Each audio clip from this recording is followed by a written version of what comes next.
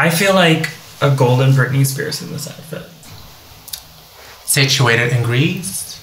Oh no, like this is an emperor look. I'm like, ooh. But like with your hair, you look very Greek. I mean, like one of those statues, you know.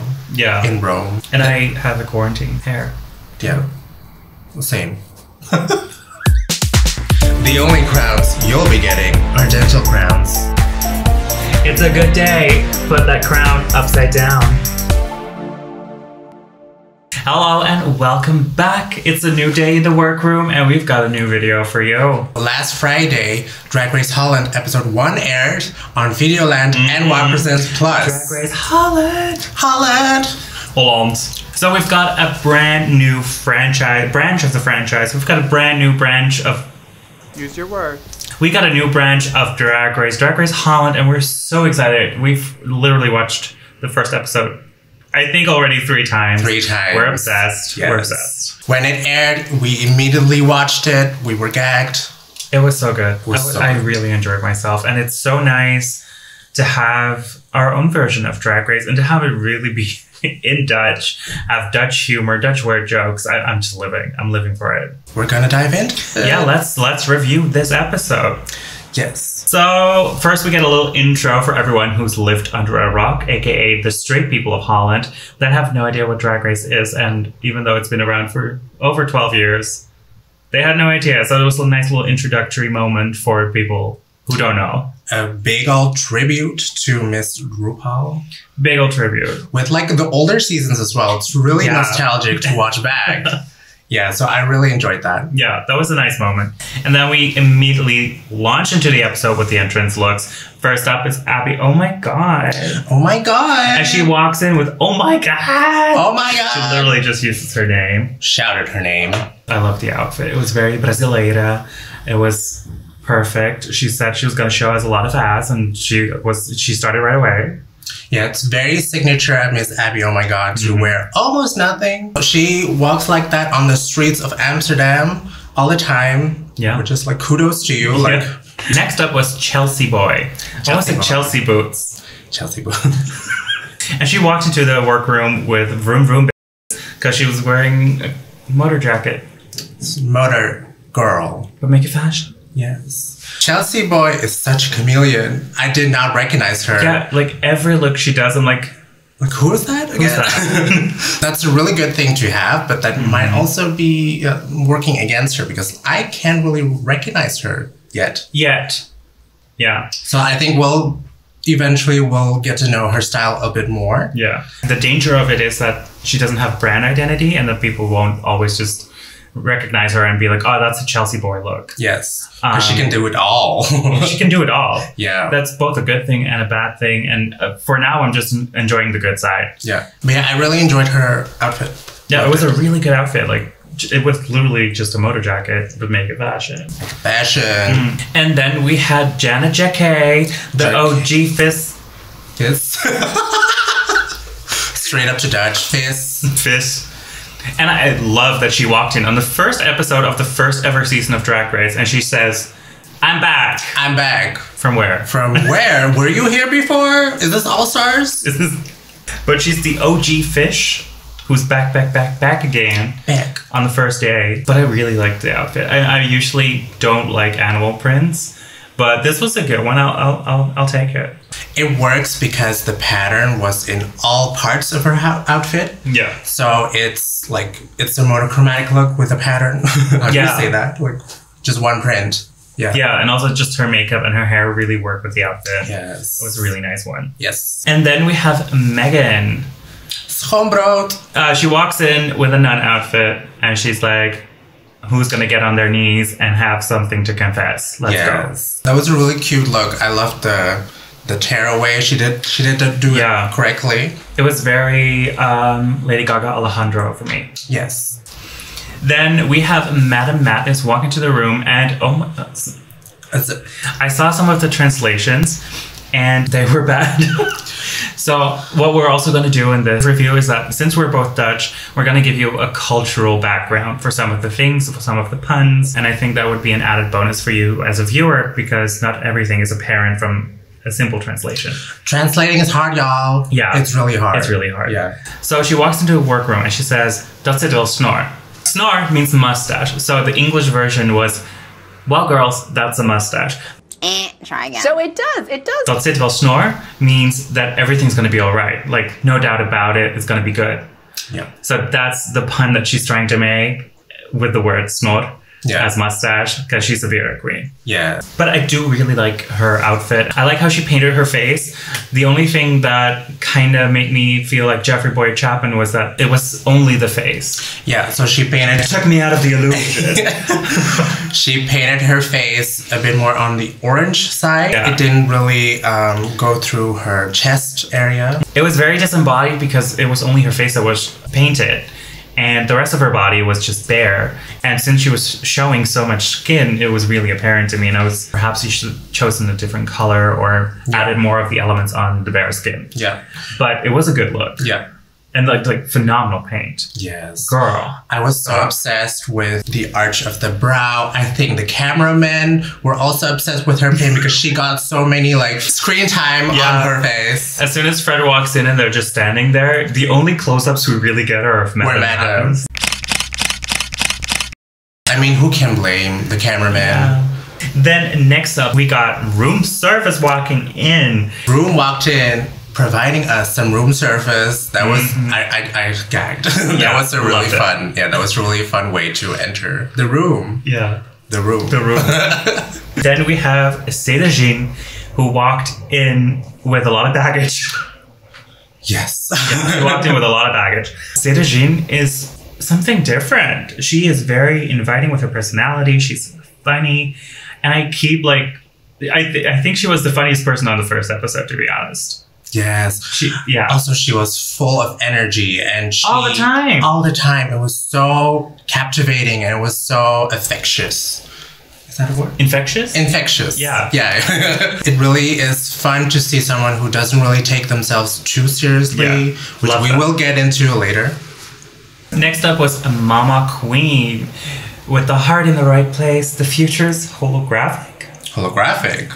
I'm interested to see that. Yeah, but I have no idea what she was referencing. I do love all the pride flags she incorporated.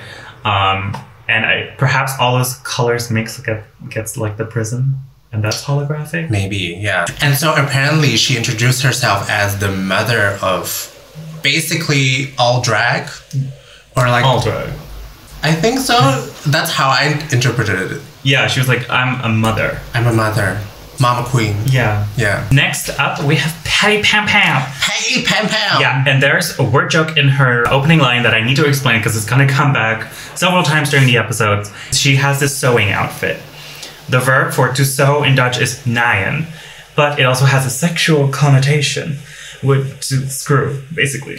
To put it in. Or to screw someone over. Yes. Yeah. So when she says, valt hier nog iets te naaien, it means both, can I sew something here, and who's DTF? Remember that when you hear naai or naaien, it has the sexual connotation. So there's probably a double entendre in there. Entendre? Yeah. I loved her outfit. Oh my god, yes. She is so conceptual with all of her outfits and they're so well put together. I'm really loving it. Yeah, and also, I don't know if you catch the detail, but it also like said Patty Pam-Pam on the dress form that she was. I didn't see that. Oh so good. And with the like oversized measurement tape. Love it. Love it. And then last but not least, Envy Peru walks into the workroom and half the girls give up. They were gagging. They were like... But yeah, so her look was so stunning. So good. So good. It was also very signature Miss Envy Peru. I can't really say anything bad. No. Yeah. It's Envy. Let's go. Let's go. Yeah. And then we get a little RuPaul. Well, he got more RuPaul than Canada. Can you believe? Yeah. Is Ru doing that on the same day as he would do on Canada? Like those messages? I think he tapes them all in one go. Yeah, I think so too. It looks like the same outfit every season. Same beach. Yeah. So I'm like, did you just record all of this in season 1? and then spread it around. Yeah. We learned what the price is going to be. And just like in the UK, it's not going to be a cash prize. And there's no rule in the Netherlands that says that you can't give out cash prizes, because we know that RTL has several other shows that give away cash prizes. So there must be something else going on behind the scenes. Perhaps the budget wasn't big enough. I imagine that. Yeah, I think so too. But we still get a different kind of prize, and luckily it's not just a YouTube show. It's a custom dress, a custom crown, and a spread. And a spread. In Cosmopolitan. Yes. Also the cover. A 10-page spread and cover feature for Dutch Cosmopolitan. Yeah. I have to say though, these prices sound like they are coming from a Next Top Model franchise. I mean, 3 out of the 4 judges today are fashion designers or stylists. Yes. So that it's not weird that it's very fashion oriented. However, when they first said custom dress, I expected Claes Iversen to make a dress for them, not that it was already pre-made. Made, yeah. Because the dress is not going to be the style for everyone. Like, I don't see Sederginne in that dress. Exactly. It's a very fashionista dress. That's the only thing I had an issue with. Like, I get there's no cash prize. But luckily, they get prizes every episode as well when they win instead of a badge. So, we have the mini challenge. Yeah. So we have the mini challenge, and since we're such a nation surrounded by water, Nederlands Waterland, the first challenge is going to be swimming. Swimming, yay! And yeah, since we all learned to swim from a young age, I did not expect this disaster.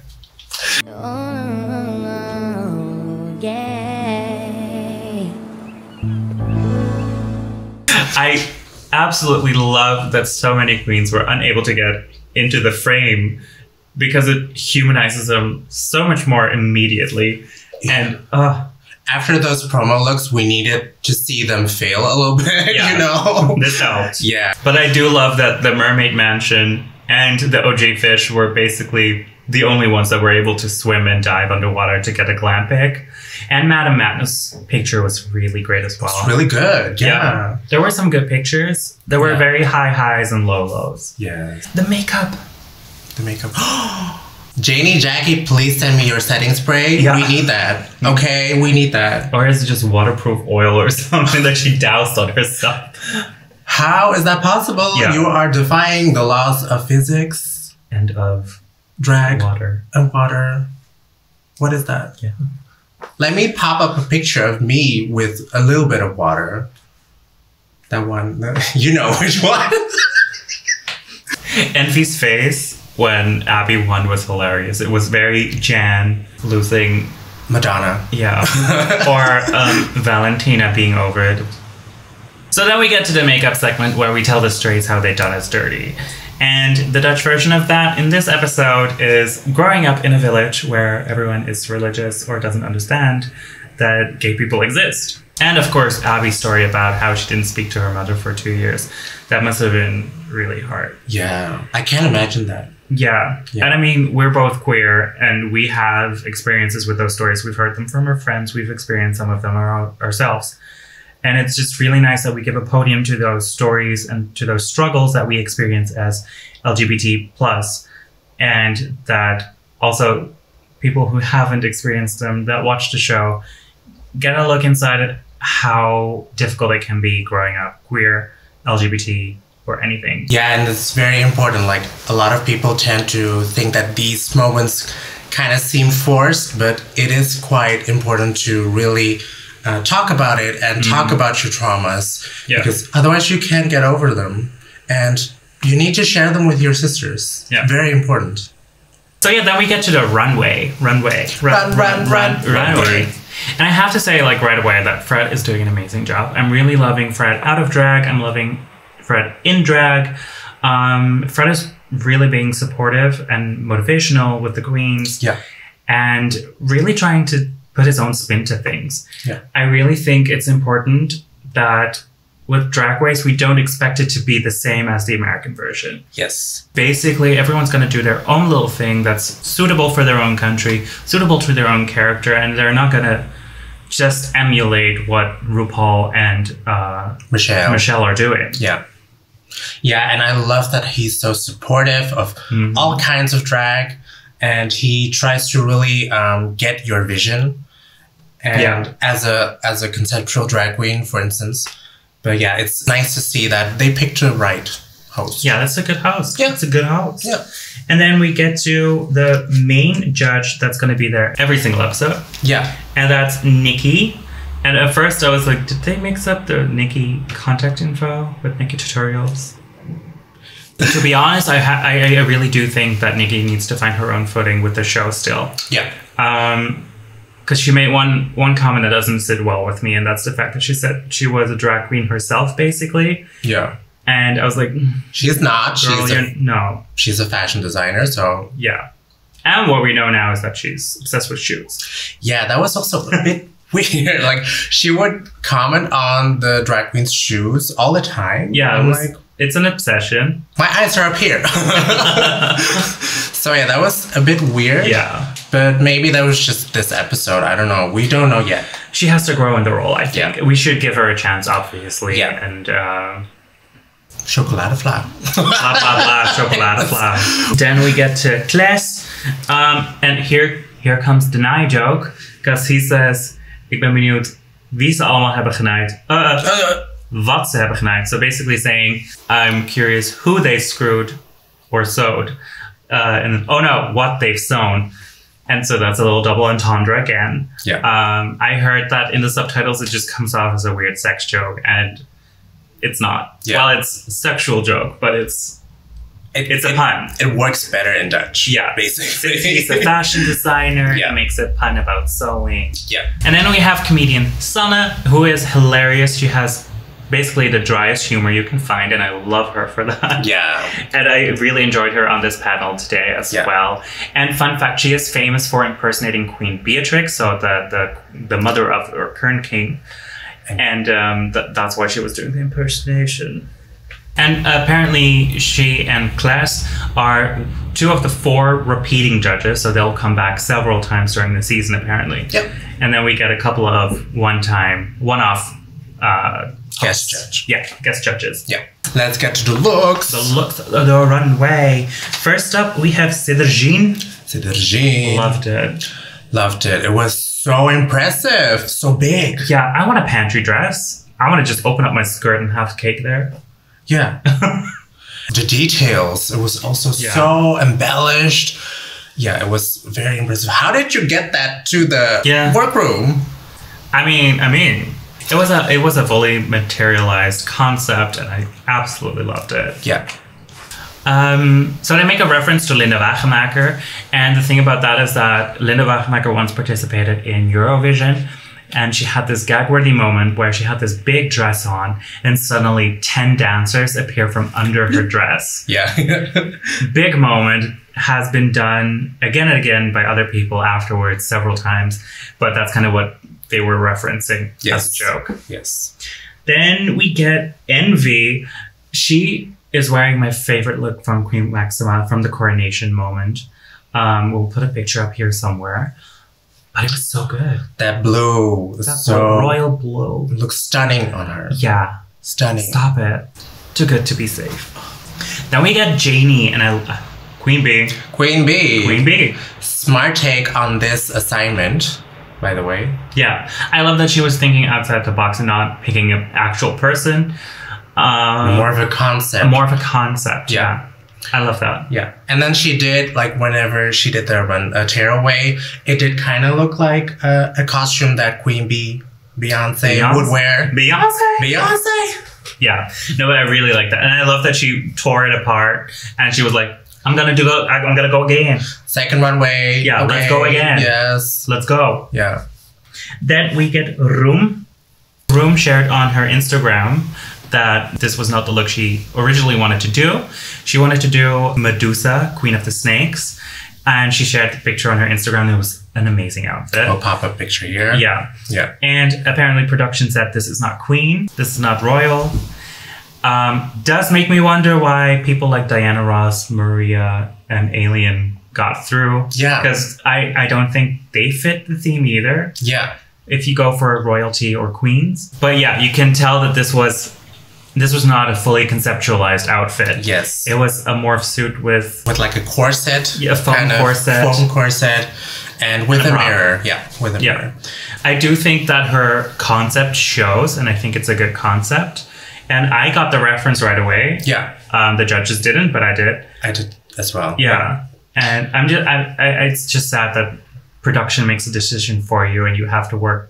You have to roll with the punches, but it is sad that it lands you in the bottom. Yeah, it shows that she is a very resilient queen, though. Yeah. Because she can pull another look for you. The evil queen is such a iconic character, and like it's so like a lot of drag queens have done that look before. So I do understand their critique of it not being as recognizable as the other concepts, because it's too iconic to do your own interpretation of it, almost. I get that, yeah. But for Roem, it does make more sense to do that. Yeah. So... But I also get why this landed her in the bottom. Yeah. Yeah. Unfortunately. Yeah. Then we get 3 people in a row that don't fit the theme, in my opinion. We first get Mama Queen. Mama Queen, Maria Queen. Maria, is she a queen? I've never read the Bible. I don't know. Only for linguistic studies. I did think it was a really good look. Like the concept really showed. I do agree with Claes that the materials looked cheap, and the crown also reminded me of a fun fair in Rotterdam. Yeah. But still, it was well put together. Yeah. It told the story that it needed to, and I think it was a good one. Yeah. It was good. It was a high concept, yeah. Yeah. And the thing is, I do also agree with Fred, saying that it had too many props. I think she was a bit stressed about it as well. Like, oh, I need to do this, and then I have to like pull up from the cross, and then it was a bit much. Yeah, the chair cross, the baby, the crown. Yeah. Perhaps it was one too many. Yeah. So, and then one fell. Yeah. That was very unfortunate. So we need some Coco-Schnelling up in this gig. And then we good. Yeah.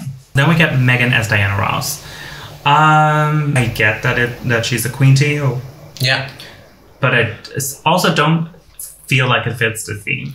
No. It fits more if it were a divas kind of runway. Yeah. That would be amazing. Like you would nail it. Yeah. Of course. I mean, then again, you could say Queen of Disco, but it's unfortunate that the dress got in her way so many times, and it did show in the walk. Yeah. It was just not my favorite. Yeah. It was a good look, a good concept, but not my favorite. Yeah, agree. And then we get Chelsea Boy. Chelsea Boy. I hate you. Thank you. I hate you. Also here, I'm like, where's the theme? Yeah. I get that it's a little more conceptual, that we can ignore the fact, but I do agree with Sana, one of the judges. And she said, like, the look is so good that I'm willing to go on your fantasy, but it doesn't fit the theme to me. And I full-heartedly agree with that. Yeah, it was a very successful look, which I think that is the only reason that she landed in the top 3. Yeah. To be honest. I agree. Never mind. Then we get Patty Pam-Pam as queen. So smart. That is the thinking outside the box that I wanted. Yes. It was good. Made sense. It was like completely recognizable. How daring for your first runway look to go for boy drag already. Boy drag. But she still feminized it quite enough to make it more sense. Yeah. Mustached hair. Mustached hair. I kind of wish that she put it on the whole runway. Yeah, why not? I think it was so iconic, Freddie. But then again, you also want to show what you are as a drag queen, especially in the first episode, first outing to the judges. Yeah. You also want to show, like, this is who I am instead of the character I'm doing. True.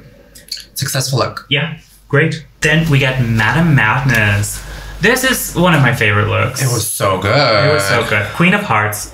Done.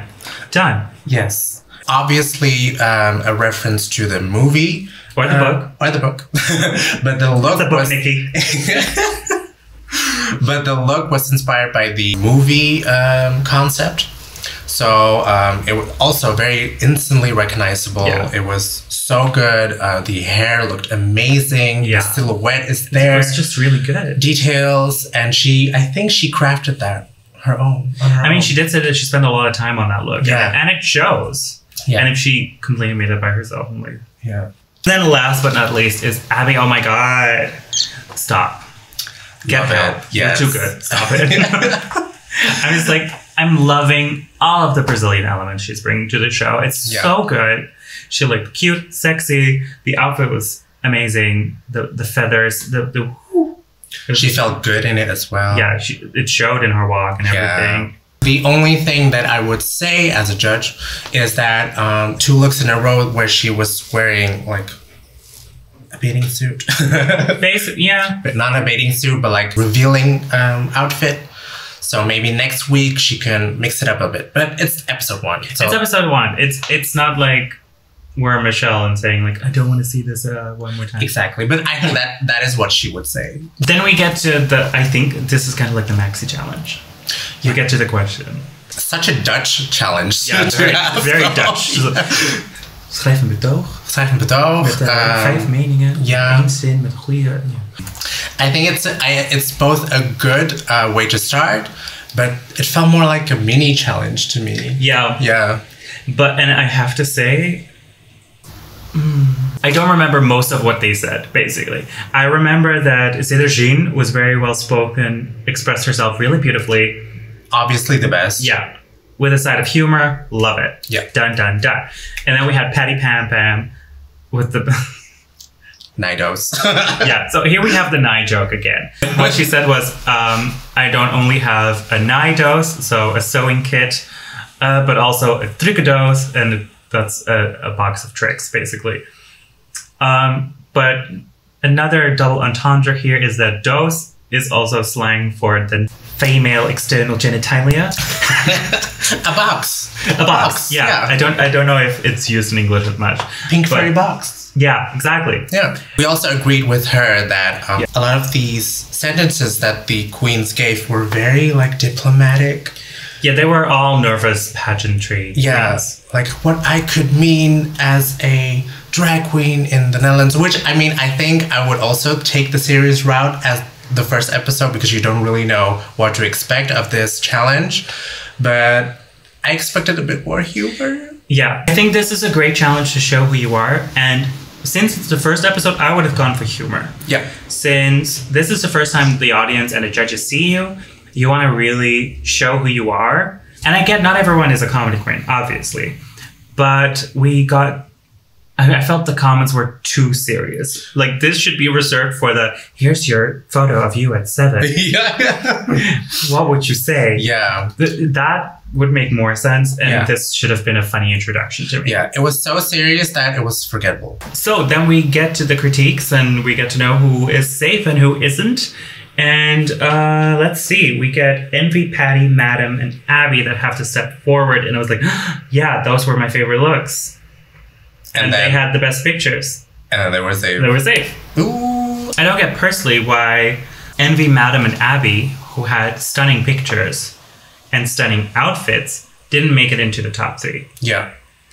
And for me personally, Chelsea didn't fit the brief. So I would have swapped her out with one of the safe queens. Yeah. And we get the top 3, Chelsea, Janey, and Sederginne. And I do really agree with Janey and Sederginne being in the top. And in the end, Janey Jacké won. Yes! And yeah, I agree. She had a good photo, an amazing look, thinking outside the box with her look. It was really good. Yeah. And Sederginne was beaming. She was infectious. Yeah. And stunning, even though apparently the dress was not right for the period. But I didn't care. I don't care. I didn't care. I don't see that. And then in the bottom 3, we have Megan, Roem, and Mama Queen. And I have to say, I agree. Even though I don't agree fully with the safes and the tops, the bottom 3 was the bottom 3 for me. Yeah, I agree. So then we get to the bottom 2, Megan and Roem. And yeah, I get it. I get it. Yeah. I agreed. Yeah. The lip sync was fine. It was fine. It was fine. Yeah. Yeah. I do think that Megan was slightly better at the lip sync than Roem. Yeah. So I'm not disagreeing with who went home in the end. Yes. So in the end, Roem has left the competition. Yeah. Unfortunately. Yeah. Her time was short-lived, but it was her first and last episode. Yeah. Roem has a bright future ahead. I feel like she already got better since going off the show. And I think she can learn a lot from these other girls that do perform. into just making herself a better queen. Yeah, her future is bright, especially with Drag Race Holland giving her even more of a push to venture out and do her own thing. She'll be fine. So yeah, that's it for now. We'll be back next week to review the next episode. Yes. Tell us what you think of this episode. Yeah. So let us know if you like the Dutch cultural editions that we do as well. Did it make anything clear to you? Did you watch it with or without the subtitles? How did it come across? We're just interested in what you thought about the episode and what you thought about our episode. So until next week, drink loads of water or wine. Or wine, or gin, or tonic, or both. Or both, or all four. Or all four. Go. Okay, bye. Bye. Bye, France. We kind of feel like those teens that try to explain jokes to their elderly figures. We're just sitting here explaining memes to you. You're our parents. You're our elderly. Yeah.